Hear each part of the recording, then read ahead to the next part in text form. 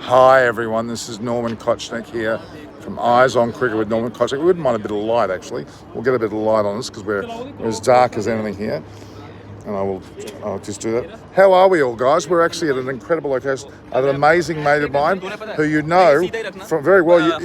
So guys, I'm actually live on... Actually, we'll move over here. Come over here, come. We're here live, guys. Sanjay, can you do me the...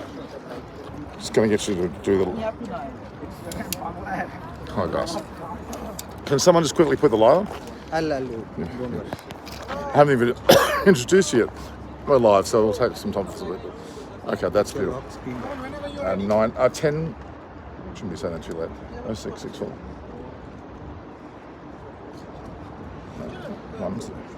No. Okay. 18866. All right, so we're going to try and get a spot just here. I will do. Come. I'm not able to figure out how to switch on the light. Yeah. There we are. All right. Go chalo. Okay. You come like that. वो भी मैं पकड़ पाऊँ. Okay. No. Other way. Yeah. तुम पकड़ोगे ऐसे थोड़ा. That's better. आप क्या करो थोड़ा यहाँ हो जाओ. Left. Yeah, perfect. पाजी आप थोड़ा सा अंदर. मैं I will. It's already live. Good.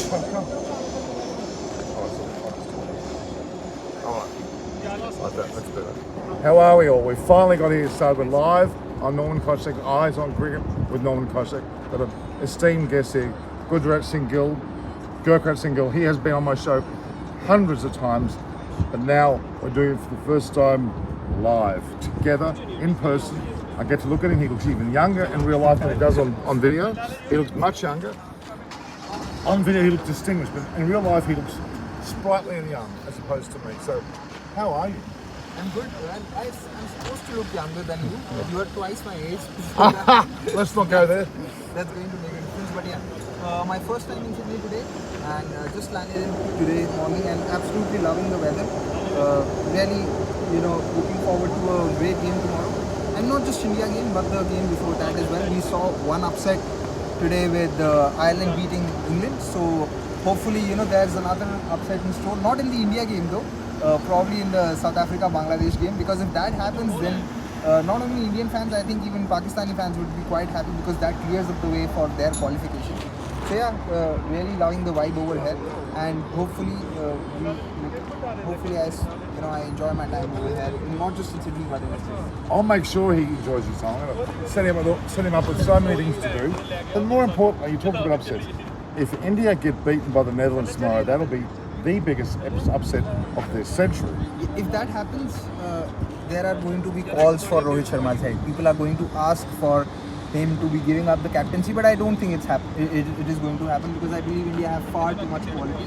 Even though Netherlands have put in a few good performances, and I felt that they were really in the game against Bangladesh. 145, they should have chased, and but those two run-outs, 17 for 4, they were never coming back from there. But the good thing is there's quality in their batting. There's Colin Ackerman, there's Scott Edwards, Max O'Dowd, we see what he's done. Vikramjit Singh, another 19-year-old opener, plays pace very well. So there's a lot of pedigree in that Netherlands team, but I still think that even if Netherlands play their best game, it may not be enough, because India have that much quality. They're very lucky because they've had Ryan Campbell in their seat with them all along the way, even though he's gone through a health issue. Magnificent man, a great friend of mine, and deserved role in that particular team. Going back to upsets, we talk about India-Pakistan was not an upset, but the way it finished could have gone either way.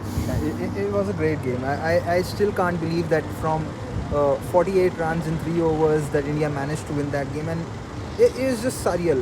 It's one of those games that you can't make sense of, even if you try and make sense of. And that's the sport for you. That's not just cricket, but that's the sport for you, wherein sometimes you can't make things make sense. And I think these are the kind of games and kind of moments why you sort of romanticize the sport and try and equate it with different things in life. So an unreal game. I don't think I'll be able to ever explain what happened in that game, especially from 48 runs in 3 overs with Haris Rauf bowling so well, and just Virat Kohli being Virat Kohli. And this is probably not even his peak. So imagine what it would it kind of been if he had it been in his peak. Thanks, Gurkha. Now, isn't this man a learned man? His articulation of cricket is beyond reproach. Amazing. I must say though, no superlative will match what Virat Kohli's all about. He never left. He hasn't come back. He's always been there. He's the leading T20 run getter at this moment, ahead of Sharma, and even Paul Sterling's up there. But Rohit Sharma is very good. Kohli is the bomb, in my opinion. He is someone. There's no such word as that could ever effectively cover his ways. He is someone. He will be remembered quite heavily after his lifetime, not only in cricket but all aspects. Kohli scores a 50 in less than 4 innings in T20I internationals. I think he has around 37 50 plus scores now in some 110 games. So that's a 50 plus score in every 3 games on average. So that's incredible. And someone like David Warner, who's obviously so good and such a brilliant player, he scores a 50 every 4.5 games. But Kohli does it in every 3 games. Amazing. And yes, that comes. Here is some message from your friend. New Zealand also semi-finals. What's you say? In terms of semi-finals, of course. New Zealand. Final 4. What will be your final? Before the tournament began, my final 4 was pretty clear. It was South Africa, India, Australia, and England. But Australia have dropped points, England have dropped points, and New Zealand, we might just drop a point if the game doesn't happen. So far, the game hasn't begun. So and I think Sri Lanka is also due a good result sometime, because they play New Zealand and England in Sydney, which is a ground which will favour Sri Lanka. It will bring the likes of Tikshana and Hasaranga far more into play. It will also give their batting some support that they require from the pitch. Had that game been happening at Perth or Melbourne or Gabba, you would have said that England and New Zealand start as strong favourites. But I just think because that game is happening in Sydney, I won't be surprised if Sri Lanka pull out a win in one of those games. And if that happens, then that group opens up even more. We might just see the second team, not the first team, the second team that qualifies from that group, that qualifies with 3 wins. That is a possibility in that. Absolutely amazing. That's the group of death, I've called it. Any number of teams can fall, but deservedly through. All right, that's great. Australia, England, India, Pakistan, my 4. I'll stick with that. Thank you very much for your time, Gurkha. Thank you, man. I can't believe we're actually standing next to each other, not on the film. Amazing. Stay tuned. Norman Kochnik on Eyes on Cricket with Norman Kochnik. Well, that was live rather than a video. We've done something live together.